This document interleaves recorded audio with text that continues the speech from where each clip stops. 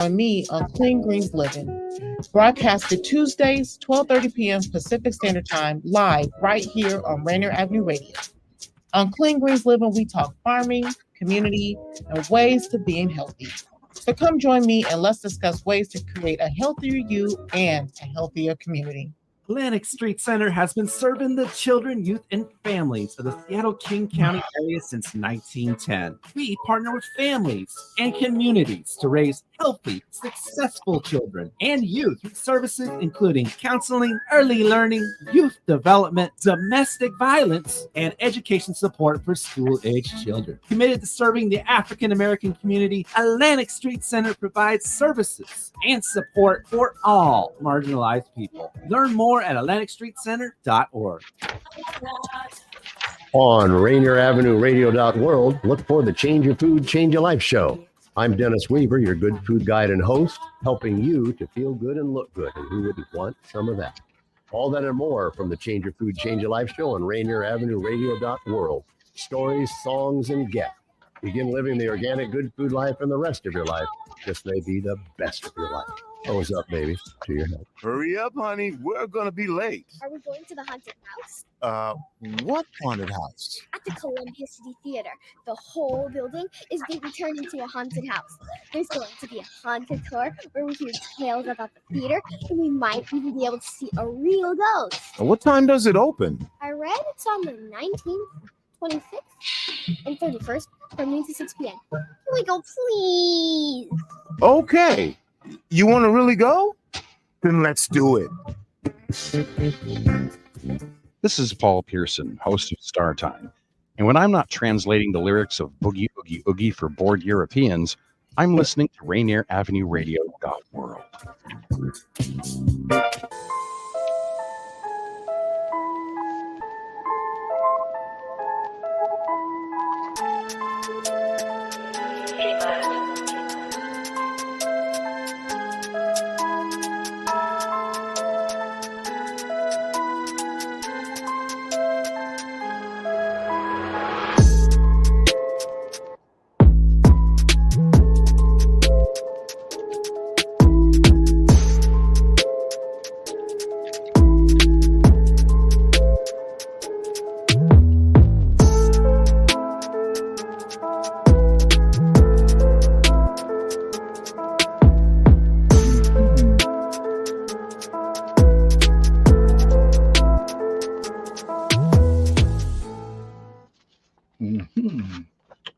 All right. We're on the air. Hey, guess what? This is a special Halloween show. I'm going to have half the team here, and hopefully my co-host Gilbert Winslow will be on, but my as always, very special teammate, TaRessa Stovall, best-selling author and the former Seattleite, grew up in the CD, grew up in Seattle, doing wonderful things, friends with Oprah, been on national TV, etc. And she is, she identifies her as I think she's the hippest grandmother I know. Anyways, but we are celebrating Halloween. For those of you out there who are at home watching and listening, there's a lot of stuff we can cover, and we only have an hour show, but hey, we're going to do the best we can. So let's start, and as soon as TaRessa comes in, let's talk about the origin of Halloween. They talk about this designation as Samhain. It's a Celtic festival which goes back thousands of years, 2,000 years ago. Ancient Celts practiced this thing, which is in the area now, Ireland. And, there's Stonehenge and all that stuff, but it's always been a mystical place. But the United Kingdom and Northern France marks Samhain at the midpoint between the fall equinox and the summer solstice. And during this time of year, they burned hearth fires. They celebrated the harvest because this was the harvest time, bringing in all the crops. And one of the reasons why we use black and orange is to designate the fall colors.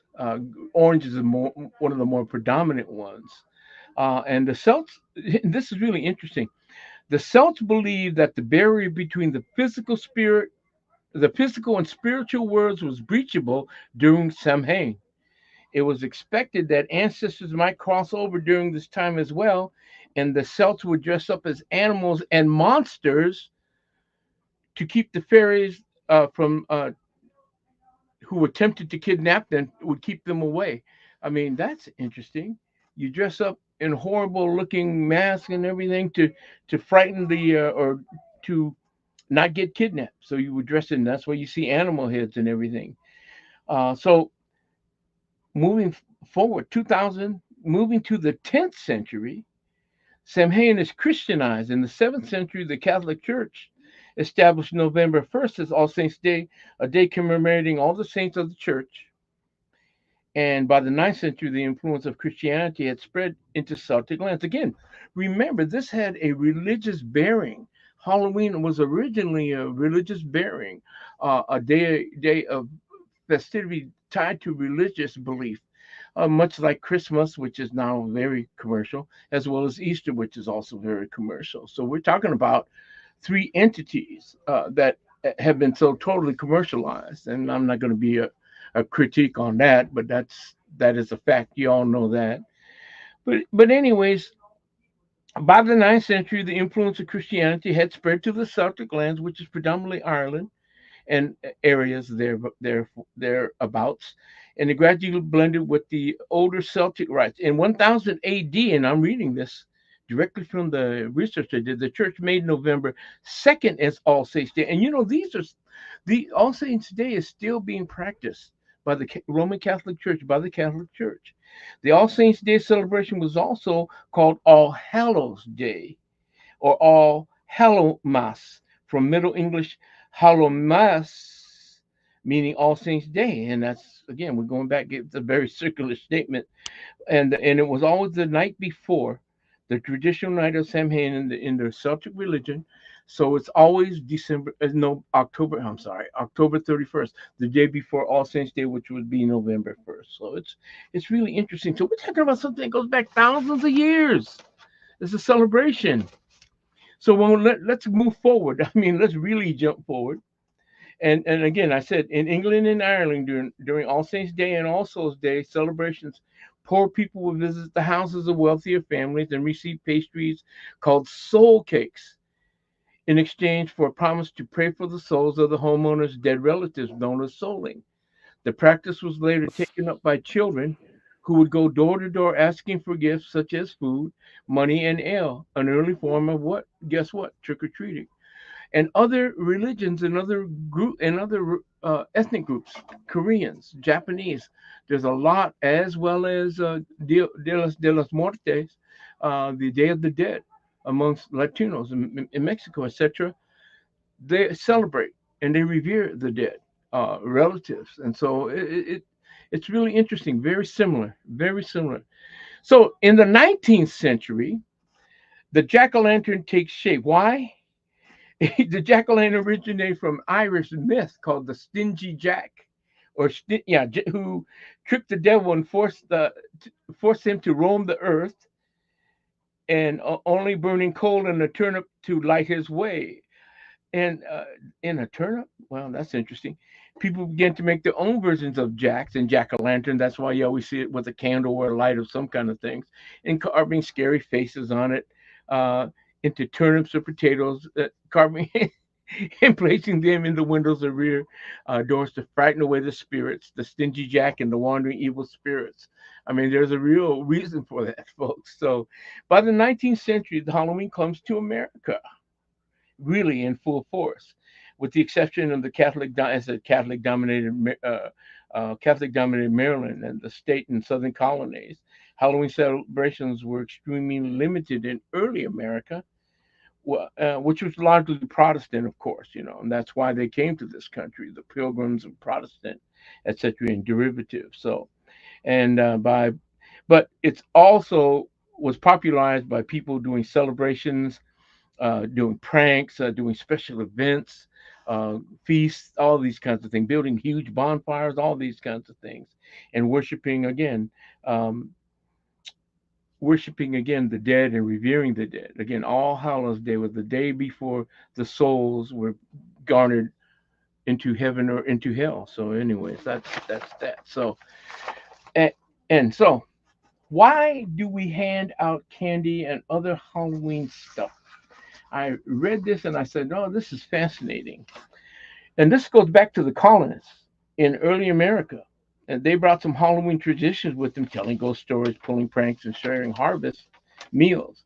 But strict social and religious rules in Puritan communities scaled back the death centered influence of early celebrations. Again, uh, celebrating the spirits or remembering the spirits of the dead. Anyways, Halloween would gain back some of its edge around the mid 1800s when a large influx of Irish immigrants, because of the Irish famine, began sharing their holiday traditions passed down from Celtic ancestors, such as carving pumpkins and donning costumes. And again, they donned costumes, animal costumes, and monster horrific masks to ward off those fairies that are going to come to kidnap them. That's the tradition. Halloween is much familiar, and it's slowly spread across this country. By the 1920s, trick-or-treaters across the country were looking forward to socially acceptable mischief and candy collecting. And so we're going back over 100 years when in this country people were going trick-or-treating. Um, so as I said, I talked about the beginning of Halloween 2,000 years ago, the Celts, Samhain, etc., and how it melded with the Catholic religion and other religions in the area. The practice transitioned to dressing as ghouls themselves and traveling door to door. That was what was being done there. But in the modern Halloween, which is still holding tight to many of the Celtic traditions like fortune telling, bobbing for apples, Roman Christian attempts to squash pagan ceremonies started around 600 before Christ, and it started a slow transition from a religious festival to just a spookular, secular, non-religious event. Colonists, again, in early America, brought some Halloween traditions with them, telling ghost stories, pulling pranks, feeding, doing all these kinds of things. So worldwide, it's a major celebration around the world. People in Europe, people across the world, across the globe. Pope Gregory crafted a calendar of holy days that coincided with non-Christian holidays around the early 600s CE by co-opting the celebrations in an effort to convert new followers. Again, here, the church is saying, hold it, there's a celebration. We would love to embrace it and make it part of our religious, dogmatic, religious set of beliefs and principles. All right. I read again, and orange is thought to be to signify fall, for reflecting the color changes. And of course, when you walk anywhere around in your neighborhood now, you see the orange and the orange hues and the dark orange and brownish oranges that you see, and it also kind of reflects the crops that were evident at the fall: pumpkins, carrots, uh, things that are tied to the ground that are orange in color, which I thought was very interesting. Orange has a very predominant uh, uh, place in the color scheme for Halloween. Squash, pumpkins, carrots, those are the kinds of things that were evident as harvested items during that period of time. Again, what happens in the trees, brightly colored leaves and things, oranges and different oranges, yellow, orange, still the predominant theme is orange. So, and the use of black is because of the relationship to Samhain, which I mentioned earlier, and was a religious festival honoring the deceased. It wasn't unusual, as they say, for mourners to wear dark clothing or veils. Dark and black represented the shift to longer nights and shorter days associated with the autumnal equinox. In other words, days are changing, nights are longer, days are shorter, and black represented that manifestation. So, as they say, as well as the fact that black became a visual symbol of death, the plague, the Black Death, etc., and darkness, and things associated with that. Darkness, death, and rest. Rest being, because we sleep in dark rooms. We shut our eyes, and our eyes, everything we see in our eyes when we shut our eyes are black. So, and here's what's interesting. Why do we hand out candy? And it says, surprisingly, candy wasn't always the main focus of Halloween. The Celts were known to carry treats in their pockets or bags during Samhain as a form of protection against unfriendly spirits. Again, there was an interchange between humans on the face of the earth, rational human beings who had a belief in spirits around them, and so they protected themselves, and they would use these snacks to bribe an ill-conceived or ill-believed ghost or ghoul. In other words, bribe them from doing something bad to them. And so the idea of exchanging candy for things, when somebody comes to your door dressed in a monstrous costume, think of it as buying off that individual from doing harm to you, so you give them candy or treats. And I mentioned earlier the soul cakes, and this was given to revelers who, as they said, who celebrated, and they went door to door, and everybody would give them a soul cake. And it says door knockers would promise prayers for the homeowner's deceased family members in exchange for these cakes, these soul cakes, which were topped with raisins. And hey, that sounds pretty good. Sounds really interesting. So in America, they would also, early days of trick-or-treating in the 9th century didn't exactly yield pillowcases full of candy either, but costume kids roaming, begging for money and food, etc. But in the 1800s, going into the 20th century, oftentimes money was exchanged instead of food and candy and things like that, food items. So, and I remember though too that the custom and tradition was really good and it wasn't until the 20th century where if you didn't get your trick or treat, you would do something that would not be nice, like mark the house, paper, toilet paper it. There was one who they used to get dog droppings, put it in a paper bag, light it on fire, and put that on the porch, and the person that came out to stomp on it, of course, would get the dog droppings on their feet, that kind of stuff. And sometimes they would mark the house with things that were not very complimentary. But and then again, unfortunately, a few years ago, this man was about to task of poisoning kids and actually poisoned the candy, and he gave it out. But one of his own child ate the candy and died. He laced it with cyanide. So those are the kinds of things that just boggle your mind as to why people would do those kinds of things. Anyways, so Halloween has become, again, a commercial.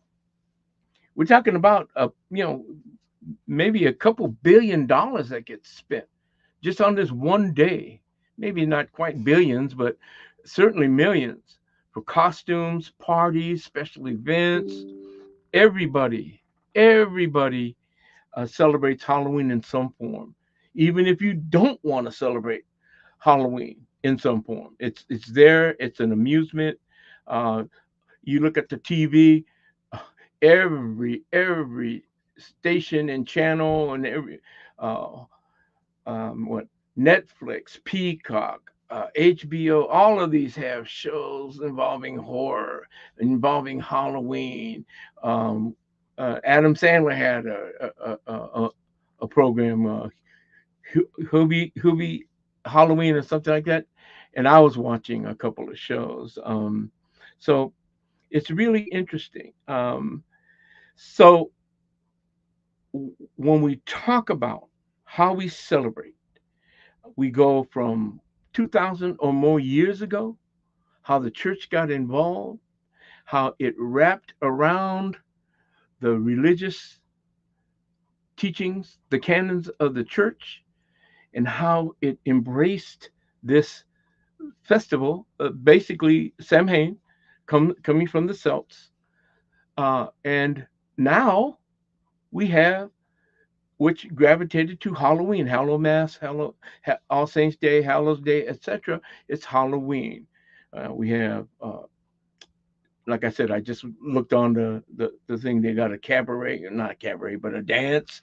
They've got special events going on. They do. Seattle U, I think, is giving out candy. Different stores around here in the Rainier Valley area, Rainier area, Southeast Seattle here in Columbia City. Many of the businesses are giving food away and candy away. There are special events. We're going to be doing things. We have a haunted house down at the studio, which is going to be open till 7:30 tonight. The Columbia City Theater Haunted House will be open today, Halloween, until 7:30, extended hours. So if you want to come on down and be scared and frightened by the Columbia City Theater Haunted House. And I also want to mention a couple of things that are also coming up, not Halloween related, but we've got a very important show coming up on Saturday. We're going to be taking a break pretty soon, but we're going to be talking about the fentanyl awareness meeting, which is going to be on Saturday, November 2nd from 11 a.m. to 1 p.m. here at the theater. This is going to be a very important show, talking about the crisis fentanyl awareness meeting. There aren't many people in this city that don't know of somebody or related to somebody that has had a run-in with fentanyl. I have, our family has, and there are other families who they themselves have not, but extended family members have been involved in fentanyl overdoses, and in some cases, fentanyl overdoses which created, their death. So this is a very, very important show.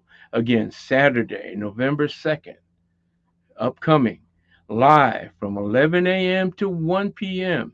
It's the fentanyl awareness meeting here at the Columbia City Theater. It's so important. In the address, I believe, 4916 Rainier Avenue South. 4916 Rainier Avenue South, the Columbia City Theater. Can't miss it. Right in the middle of the block. If you know of places like Tutabella, we're right next door to Tutabella. So, and right up from the Columbia City Ale House, right up the street from Geraldine's, etc., and right down the street from the Esquire Club. So come on down Saturday, 11 a.m. to 1 p.m. Saturday, November 2nd, 2024. The fentanyl awareness meeting, very important meeting. If you can make it, please come. It's about 2 hours. That's very valuable, that will probably and possibly connect with you as an individual. Then we have a special show coming up, because we always do this. On November 5th, we've got, from 6 to 9 p.m., we've got the Rainier Avenue election results live with my good friend and colleague, Juan Cotto. And they'll be bringing on Cindy Bright and Purple Mountain advocate Cindy Laws.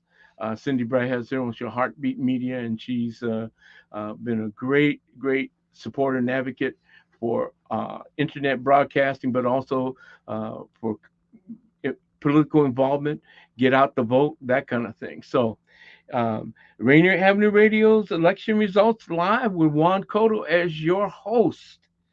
And it's a community election connection. So it's very important. It'll be a great celebration. November 5th. That's November 5th. That's election day from 6 to 9 p.m. Pacific time. And come on down. It'll be live too. So anyways, and Juan does a great job. Juan, as you know, has been part of Patty Murray's campaign, etc. early on before helped her get elected. And she's a very progressive and a very important figure in national politics, not only local but national. She has a good footprint. But one of her staffers, who I met way back then, when I was much younger. And I've always looked up to Juan. He's much older than me. I'm lying. And so, anyways, he'll be on the air on November 5th, 2024, 6 to 9 p.m., which is, like I said, we have to take a break pretty soon. And November 5th is a Tuesday, folks, so there's no excuse. Monday is wake up day. Tuesday is you're getting acclimated. So we're going to be back real soon with the second part of our show. Hopefully we can get TaRessa on. Anyways, if that doorbell rings and you hear it, that's somebody asking, hey, trick or treat or happy Halloween, because it's happening in my house. You can barely hear it, but I'm listening to my dog bark. That means somebody's at the door. I have a little, I don't know what to call it. It's kind of like a little electronically operated ghost that if people, it senses movement, it starts shaking and making a so that I know somebody's at the door. And beautiful. In my neighborhood, we have a lot of kids coming by, and it's good that they all come with their parents or an older person. Again, we want to be safe. Unfortunately, we are in times where it isn't always safe. But in our neighborhood, we take care of the kids and we look out for them. So, anyways, we will be back very shortly to celebrate Happy Halloween on this October 31st, which is Halloween for 2024. You're listening to and watching Seattle Here and Now on Rainier Avenue Radio World. Me, your host, John Yasutake. We will be right back. Don't go away.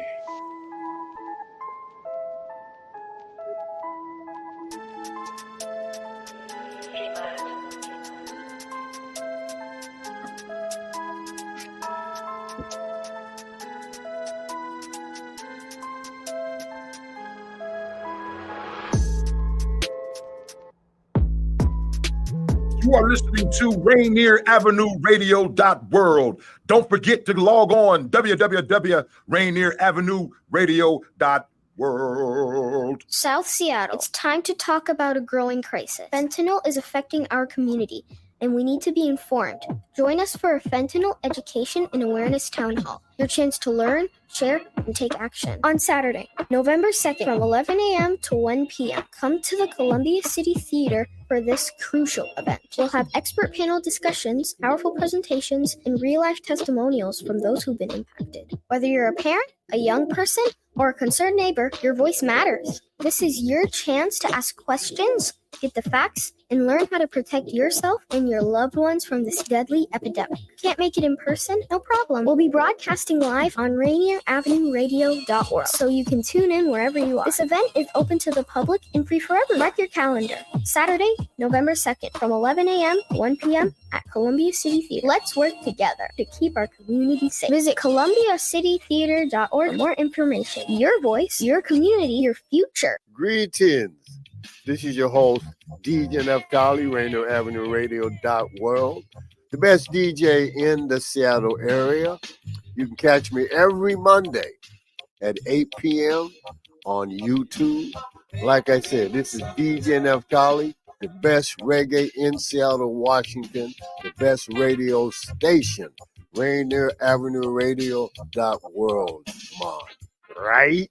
Are you ready for some family-friendly frights? This Halloween season, the Columbia City Theater presents The Haunted House for Kids. Step inside if you dare. Our spooky, not too scary haunted house is perfect for kids of all ages. Explore thrilling installations, meet friendly ghosts, and uncover hidden treasures, all while having a fantastic time. From creepy crawly critters to magical surprises, there's something for everyone. Plus, it's all happening in the historic Columbia City Theater, where every corner has a story to tell. Join us for a safe, spooky, and fun-filled adventure for the whole family. Tickets are available now, so gather your goblins and ghouls and head down to the Columbia City Theater Haunted House for Kids. Don't miss out. Visit ColumbiaCityTheater.org for details. The Columbia City Theater Haunted House for Kids. Where spooky meets silly. Rainier Avenue Radio, Seattle's best music, talk, and sports station.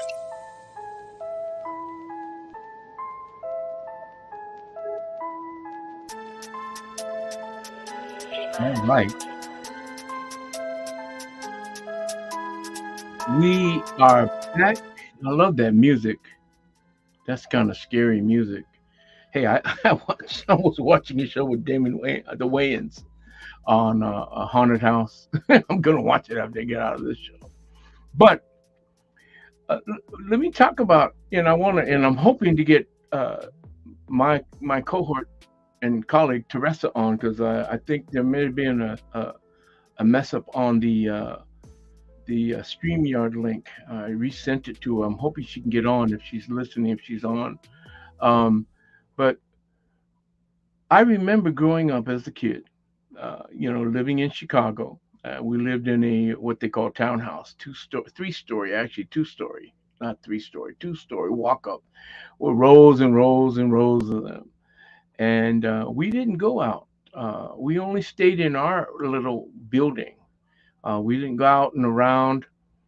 Even in those days, in the early 50s, it wasn't necessarily one of the safest places to be. Gangs were really prevalent in Southside, Cottage Grove, where we live. But coming to Seattle, it was a little bit different. Where we live, we connected with kids in the neighborhood, and we would go around to different places. In some places, we had to be together because there were things going on even those days.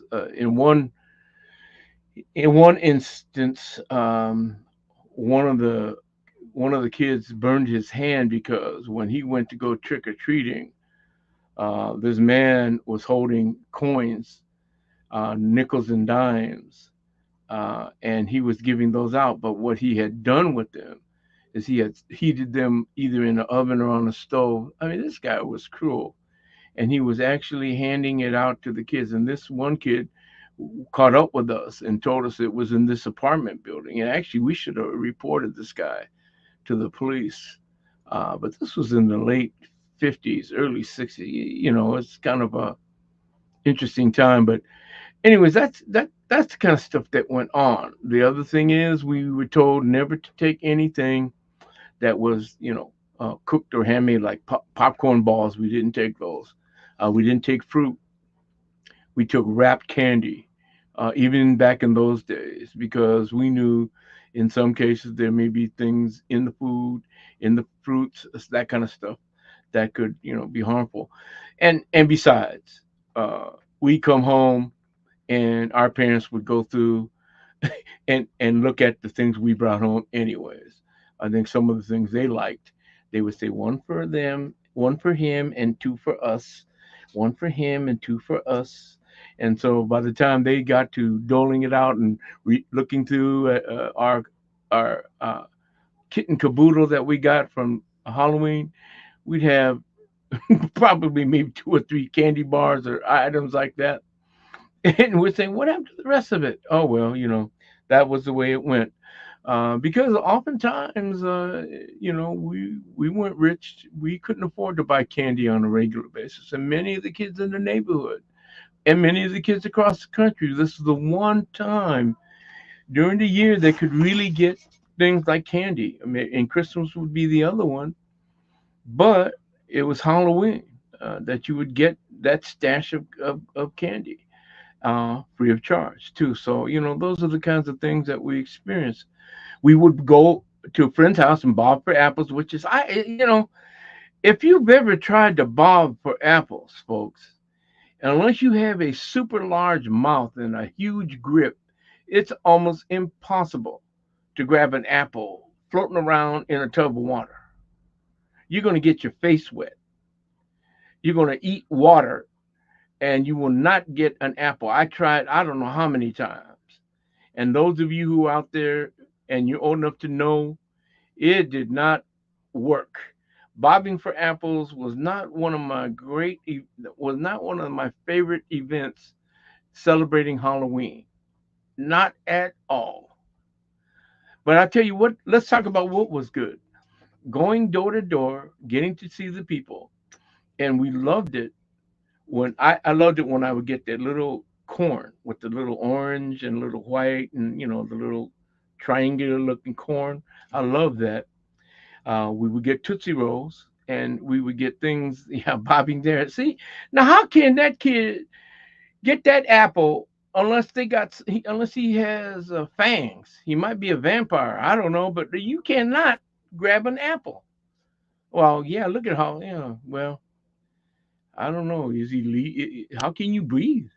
And those are a little bit smaller, which probably would have been good for me. But when you come to Washington State, you get them big, red, delicious apples. You also get the golden delicious, but they're nice, sizable apples, delicious. Washington State is known for the apples. But anyways, bobbing for apples was every party I went to growing up. There was at least one party where you had to bob for apples. Mm, mm, mm. What I did like was the apples that you got that had caramel coating on them. I like that. We used to, and I'm not trying to plug a company, but Kraft. We'd unwrap those little squares, throw them in the pan, put it in a double boiler, let it warm up, let it steam up, let it get soft, wash the apples off, get the stick it in there and roll it in, put it on wax paper. We used to make our own caramel apples. We used to, my mom used to, do that with us.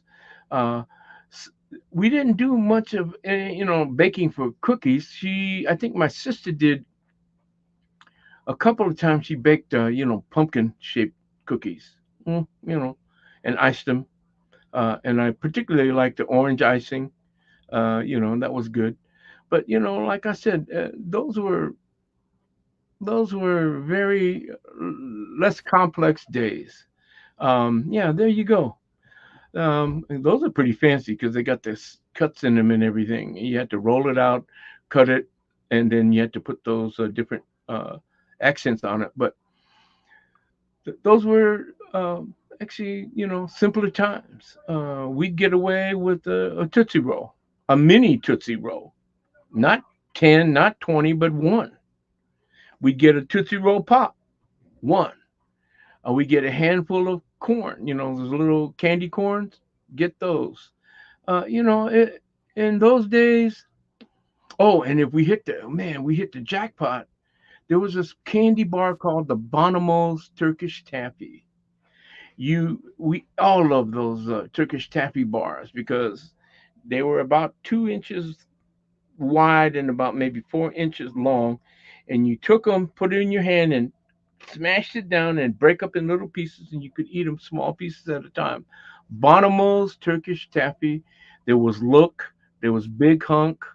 Oh my gosh, there was there it is, strawberry Bonimo's Turkish Taffy. That was some good stuff. A lot of the candies they're bringing back.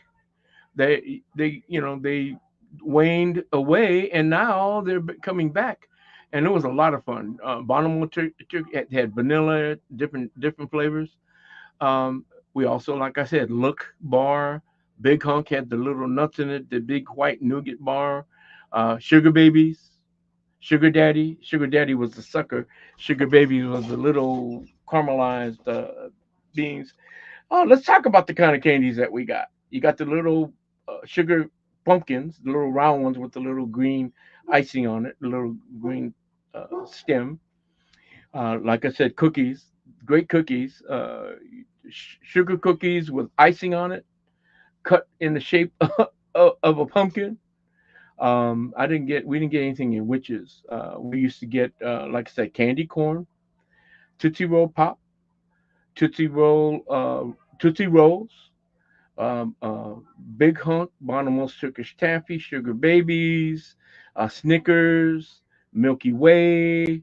We used to get M&Ms, same thing. We used to get Three Musketeers. In the times past, my mom and dad said when they were growing up, the reason why they called it Three Musketeers, it was a bar that was big and it had three flavors: chocolate, vanilla, and strawberry. That's why they called it the Three Musketeers. It was actually three flavors, like Neapolitan. And like I said, the old standbys, Hershey's. We didn't get Hershey's Kisses.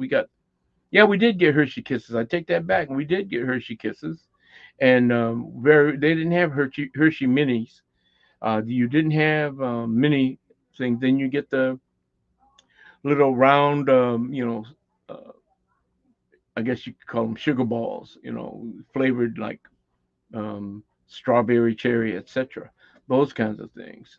Then in some places, yeah, there's a Hershey Kiss. Those are so old. I mean, we can go back maybe over 100 years for those things. More, almost close to 200, 150 years or something like that. Hershey's Kisses. So, and again, when we go to parties, we would always get to traditional pumpkin pie. Pumpkin pie would always be served, and I love pumpkin pie.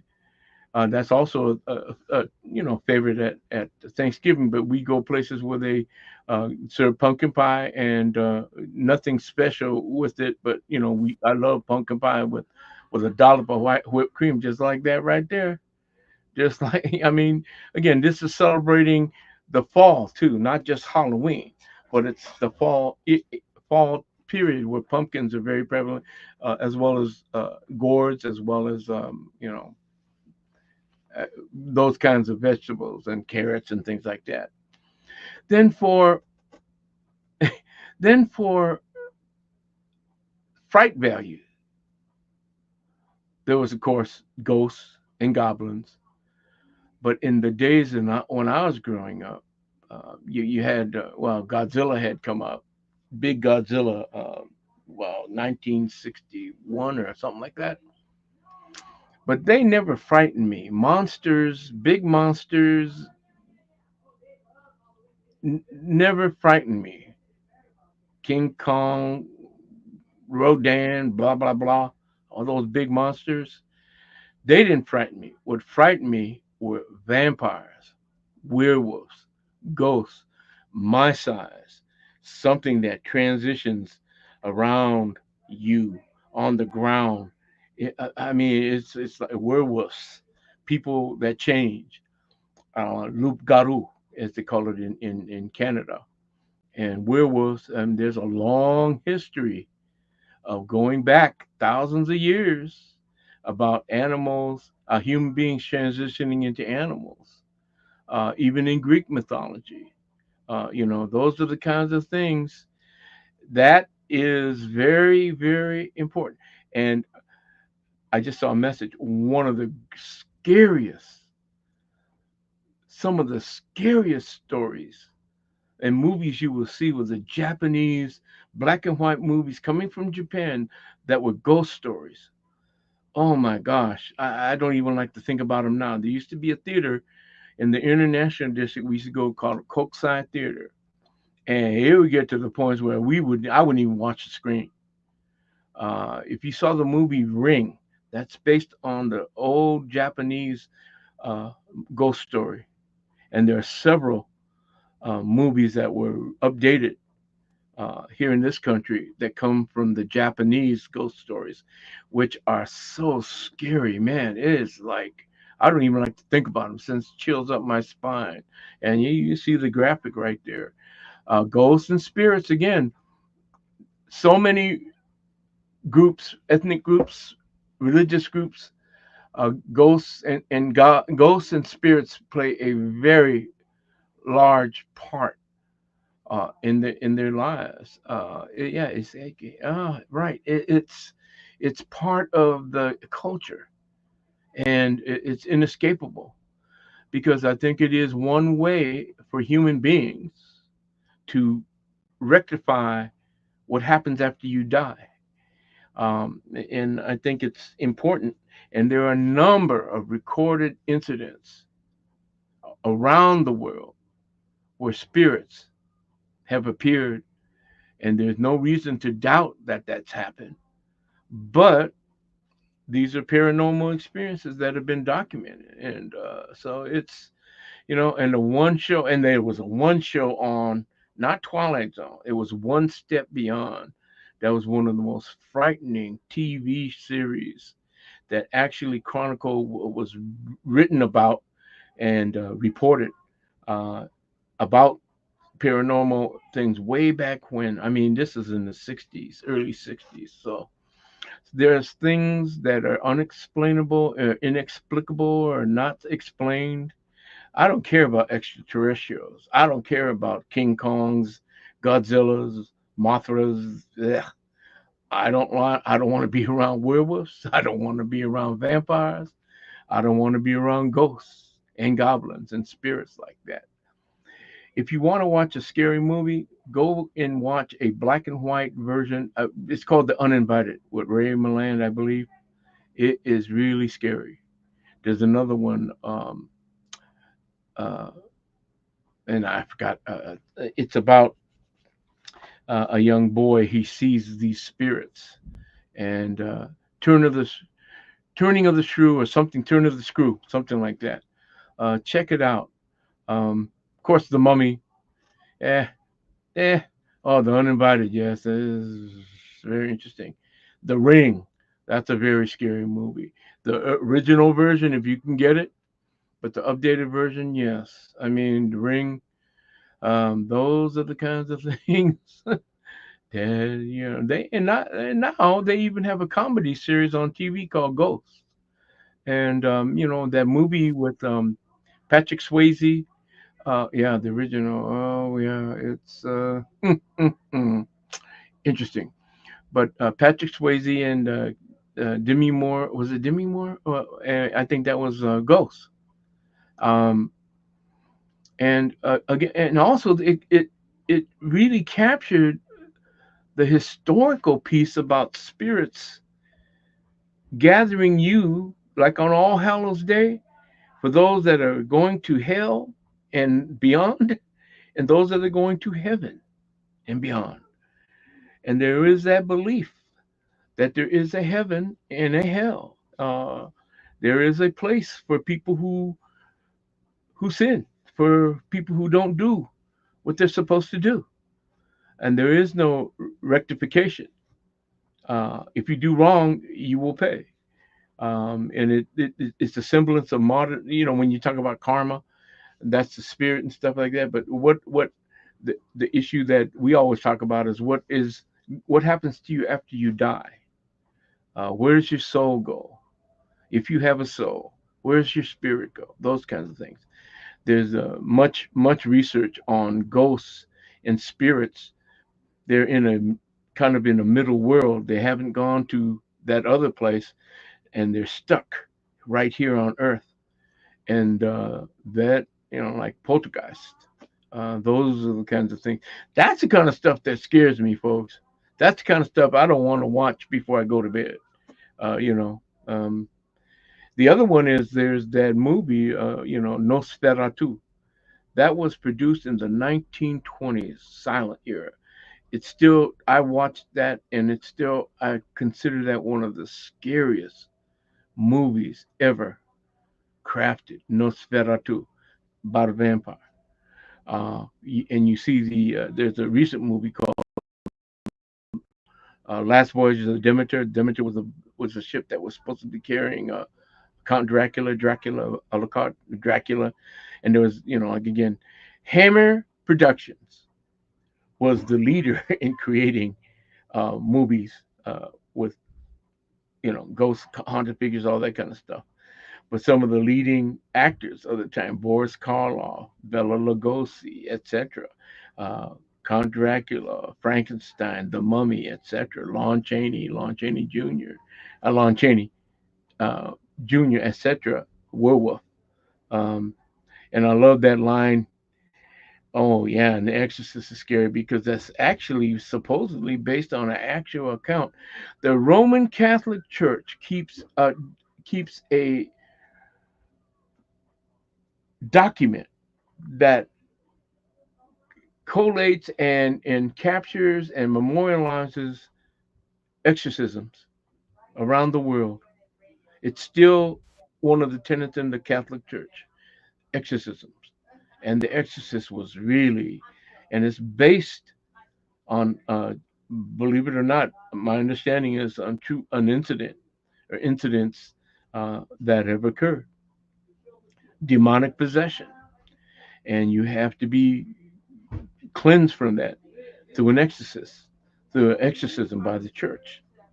And man, let me tell you, again, there are so many things that are inexplicable that we cannot explain, yet they occur, yet they happen. To those that it happens to, it's real. For us, yeah, we can be skeptical and have a certain amount of skepticism. But there are things that we don't know about in this world. We have no control over. And so, in order to make it acceptable, I guess, that's why we celebrate Halloween. Because, yeah, it's hidden, but it's still a part of the religious tenets of the church. But again, that's why we celebrate Halloween, to make fun, have a great time, spend a lot of money on candy or get a lot of candy. And ladies and gentlemen, those of you out there who are going to go out and trick or treat, and you're over the age of 15, don't, please. I'm tired of seeing guys that are old enough to vote coming to my house at 9 o'clock, 10 o'clock at night wanting candy. No. You go to the store and buy some. Safeway's open till midnight. QFC's open till 1 o'clock. Hey, go there. Or stop by one of those gas fill-up places and get a candy bar or something. But please, don't come to my house. You old enough to vote? Man, you don't need the candy anyway. So, well, okay. Enough. I shouldn't be so mean and proselytizing like that and preaching, but hey, it's for the kids. We want the kids to have a good time because kids have to grow up at some point in time. But like I said, this is the one point and one time of the year where the most significant purchase of candy occurs in this country and probably around the world. But you know, I'm seeing these messages. Nah, if you come knocking on my door at 9, 10 o'clock at night, you're going to get a lecture from me. Plus, my dog isn't going to be sitting there. He is very selective about who he likes and who he doesn't like. But he's not going to bite you. But he's a good guy. But anyways, so All Hallows Eve, All Saints Day, all the history, 2,000 or more years going back to the Celts, Samhain, moving forward. And now, you know, you can go and buy a costume at these party shops. You can buy costumes at Target. You can go everywhere, you know, practically, and buy, you know, the right kind of accoutrements that you need to do and celebrate Halloween. But any way you do it safely and do it the right way, okay? Don't vandalize anybody's property if they're not home. Don't vandalize or destroy anybody's property because you did not like the candy you got. Don't be mean, be nice. I mean, like I said, you know, the vandalism occurs. People being mean this time of year, come on, let's be nice. This is truly one of the events of the year for the kids. Happy Halloween. And you see, I don't have a scary pumpkin. I have a happy one. He needs some dental work and, you know, that kind of thing. But, yeah, that's the way it should be. It should be fun. For us adults, it should be scary. You know, like I said, I'm going to finish watching the movie I'm watching. It's called The Haunted House with one of the Wayans, Damon Wayans, or one of the Wayans. It's hilarious. But anyway, so we're going to wrap it up. I just want to say to you, we got a couple events coming up on Saturday, a very important event. We're going to be talking about fentanyl. It's called the Fentanyl Awareness Meeting. It'll be here at the Columbia City Theater on Saturday, November 2nd. That's this Saturday, folks. It's very important, from 11 a.m. to 1 p.m. 2 hours of the most important meeting for our community and for your life, because I don't know of very many people who haven't had a relationship to this fentanyl crisis in some way, shape, or form.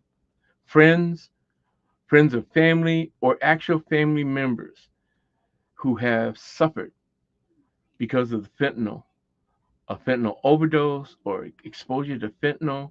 I mean, like I said, it's an epidemic, and we have got to do something about this. And it's up to us. We have the solution to the problem. Again, it's a fentanyl crisis. Fentanyl awareness meeting presented by Rainier Avenue Radio World, a number of agencies at the Columbia City Theater. That's going to be this Saturday, November 2nd, 2024. A very important day and a very important time, 11 a.m. to 1 p.m. 2 hours. 2 hours to really look at the scope of the impact of fentanyl in our community, not just nationally, but in our community. That's why it's so important. And this is being brought to you as a service of Rainier Avenue Radio World, your community network and broadcast entity. Then on Tuesday, November 5th, Election Day, let's hope we have something to celebrate. My very good friend and colleague and co-worker and co-host, or whatever you want to call him, good friend, Juan Cotto, will be hosting, as always, a political show, I guess you could say, a community election connection is being hosted by Juan Cotto on Rainier Avenue Radio's election results live on Tuesday night, November 5th, from 6 to 9 p.m. Pacific time. With him and guests will be Cindy Bright, Heartbeat Media, a great show host, and Cindy Laws, Purple Mountain Advocates, a very, very important advocate in our community. Both of these ladies are, and look at, they spell their names the same way, Cindy. Huh, that's interesting.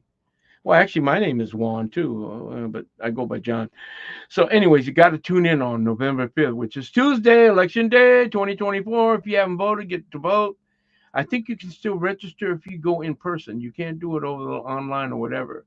I might be mistaken, but don't shirk your responsibility to vote. Everyone vote. November 5th, 2024, from 6 to 9 p.m., hosted by Juan Cotto with special guests Cindy Bright and Cindy Laws. Going to be a great show. Let's hope it's going to be a great celebration. I'm not going to say any more. And be sure to vote, ladies and gentlemen. That is your privilege. Yeah, that's your right. But anyways, so let's call it a night. Don't eat all the candy. Give it away. It's for the kids. This is the one time in the year that really people buy the candy, and kids get the candy and people get the candy, and then they get the dental bills, and that helps the dental industry. Dentists are people too. And I'm just kidding. Hello, Dr. Carnes. That's my friend. Anyways, have a great evening. Happy Halloween. You're listening to Seattle Here and Now on Rainier Avenue Radio World. I had to do all the talking because my guests went, I guess something happened on the connection. And to you, TaRessa, I'm sorry you didn't connect as well as you, Gilbert, as well as you, Wayne. The team, we're going to close out the month. Going to go into November. We'll have a new show, new slate of things for the month of November. Thank you for watching and listening. I'm your host, John Yasutake, on Rainier Avenue Radio World. Happy Halloween.